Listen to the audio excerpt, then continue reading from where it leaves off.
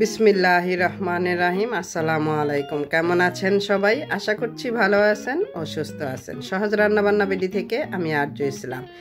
আজকেও চলে আসছি আমি আপনাদের মাঝে আরও একটি মজার নাস্তা আইটেম নিয়ে। ছোট বড় সবারই খুবই জনপ্রিয় একটি নাস্তার আইটেম, সেটি হলো সমুচা।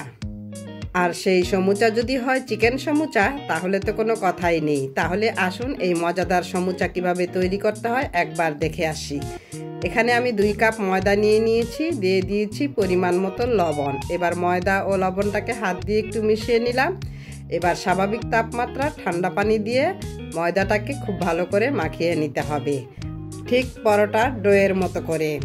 আপনারা চাইলে ময়দার জায়গায় আটাও নিতে পারেন। আমার ময়দাটা মাখানো হয়ে গিয়েছে। আমি 15 মিনিটের জন্য ঢাকনা দিয়ে ঢেকে রেস্টে রেখে দিলাম। ফিরে আসছি 15 মিনিট পর। এবার ময়দাটাকে আরও 4-5 মিনিট ভালো করে মথে নিব। তারপর এটা থেকে ছোট ছোট লেচি কেটে নিব। এই লেচিগুলো দিয়ে আমি একটা ছোট ছোট রুটি বেলে নিব। প্রথমে আমি 1 টুকরো লেচি নিয়ে একটি রুটি বেলে নিচ্ছি।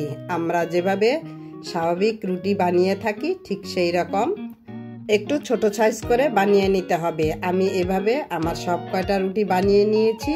এবার একটি রুটি প্রথমে নিয়ে নিলাম, তাতে আমি রান্নার সয়াবিন তেল ব্রাশ করে দিচ্ছি। আপনারা চাইলে হাত দিয়েও এই তেলটা মাখিয়ে নিতে পারেন। তারপর এর উপরে দিয়ে দিব কিছু শুকনো ময়দা। ময়দাটাকেও মিশিয়ে নিলাম তেলের সাথে। তারপর উপরে আরও একটি রুটি দিয়ে দিলাম। এবার এই রুটিটার উপরেও সে আগের মতো করে তেল মেখে নিলাম। তারপর দিয়ে দিলাম শুকনো ময়দা। এবার এর উপরে আবার আরেকটি রুটি দিয়ে দিব। এভাবে আমি 3টি রুটি দিয়ে নিলাম। এবার এটাকে একটি বেলনির সাহায্যে খুব আস্তে আস্তে টেনে টেনে রুটিটাকে বড় করে নিতে হবে। এক পাশ অনেকক্ষণ বেলা যাবে না, এতে করে নিচের রুটিটা ছোট থেকে যাবে।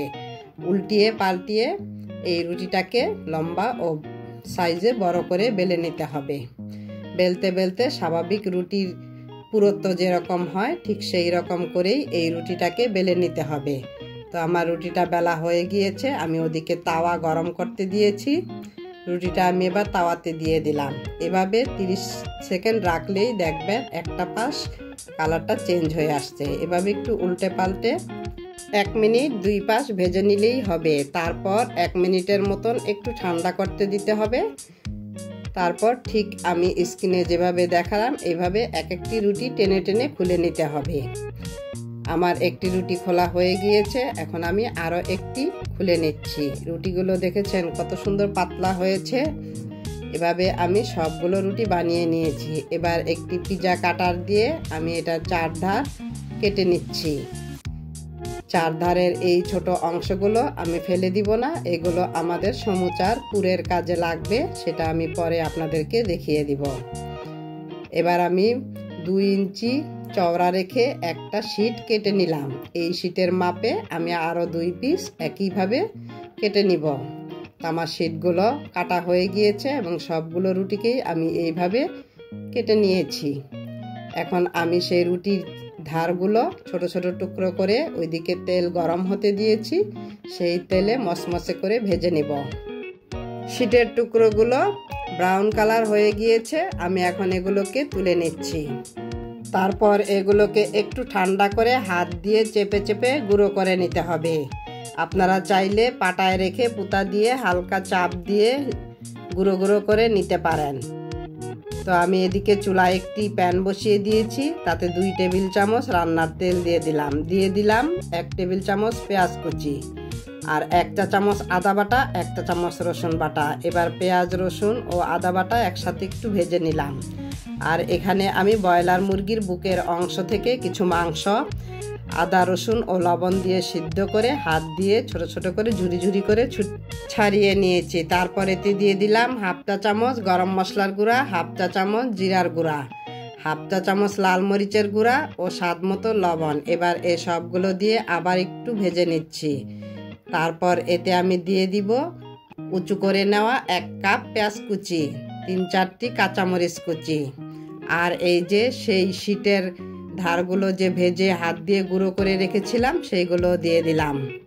এবার এই সবগুলোকে খুব ভালো করে মিশিয়ে নিব। সমুচার এই পুরটাকে আরও বেশি টেস্টি করতে আমি এখানে ব্যবহার করব 1 প্যাকেট স্বাদে ম্যাজিক মশলা। এই মশলাটা দিয়ে খুব ভালো করে মিশিয়ে চুলাটা নিভিয়ে দিব। বেশিক্ষণ জাল দিব না, পেঁয়াজটা কাঁচা কাঁচাই থাকবে, কেননা সমুচা ভাজার সময় এই পেঁয়াজটা আরও কুক হবে। আর এখানে নিয়েছি 2 টেবিল চামচ ময়দা, সাথে দিয়ে দিলাম একটু পানি দিয়ে গুলিয়ে একটা আঠা তৈরি করে রাখলাম। এটা আমাদের সমুচা বানাতে লাগবে। 1 টুকরো শীত নিয়ে নিয়েছি এবং এটাকে এখন আমি পানের খিলির মতো করে হাতে রেখে এটার ভিতরে সেই মাংসের পুর দিয়ে দিলাম।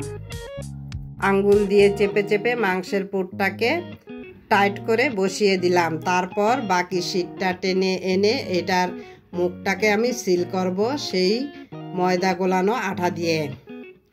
তাহলেই তৈরি হয়ে যাবে পুরে ভরা একটি সমুচা। তো আমার একটি সমুচা তৈরি হয়ে গেল, আমি আপনাদেরকে আরও একটি করে দেখাচ্ছি। আসলে এটা মুখে বলে হয়তো আপনাদেরকে আমি বোঝাতে পারছি না, কিন্তু আপনারা একটু খেয়াল করে দেখলেই বুঝতে পারবেন সমুচা পেস্টটা কিভাবে দিতে হয়। আর এই সমুচা আপনারা বেশি করে বানিয়ে ফ্রোজেন করে রাখতে পারবেন। ফ্রোজেন করার পদ্ধতিটাও আমি আপনাদেরকে বলে দিব। আমি এখানে চিকেন দিয়ে করেছি, আপনারা চাইলে সবজি দিয়েও করতে পারবেন বা শুধু পেঁয়াজ দিয়েও করতে পারবেন। হয়ে গেল আমার আরও একটি সমুচা। ফ্রিজে রাখার জন্য এভাবে একটি প্লেটে ফাঁকা ফাঁকা করে রেখে প্লেটটাকে ডিপ ফ্রিজে রেখে দিতে হবে। যখন সমুচাগুলো একটু ঠান্ডা হয়ে শক্ত হয়ে আসবে তখন একটি পলিব্যাগে ভরে 2 মাসের জন্য সংরক্ষণ করতে পারবেন। এদিকে চুলায় পর্যাপ্ত পরিমাণে তেল গরম হতে দিয়েছি। তেলটা যখন হালকা গরম হয়ে আসছে ঠিক সেই পর্যায়ে দিয়ে দিয়েছি আমি সমুচাগুলো।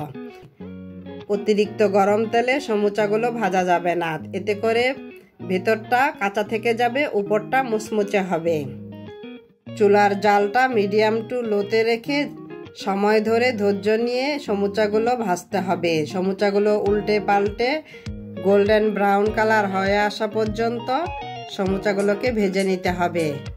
তো আমার সমুচাগুলো ভাজা হয়ে গিয়েছে, আমি এগুলোকে তুলে নিচ্ছি। তারপর তেঁতুলের সস দিয়ে পরিবেশন করে নিয়েছি।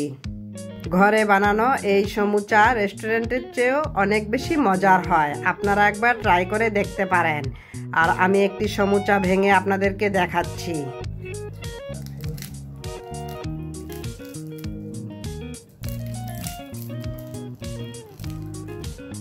সমুচা ভাঙার সাউন্ডটা শুনে আপনারা হয়তো বুঝতে পারছেন যে সমুচাটা কতটা মুচমুচে ও পারফেক্ট হয়েছে। তো আমি আশা করছি আজকের রেসিপি আপনাদের ভালো লেগেছে। যদি ভালো লেগে থাকে তাহলে আমার ভিডিওটিতে একটি লাইক দিয়ে দিয়েন, শেয়ার করে দিয়েন আর সাবস্ক্রাইব করে আমাকে সাপোর্ট করেন। আল্লাহ হাফেজ।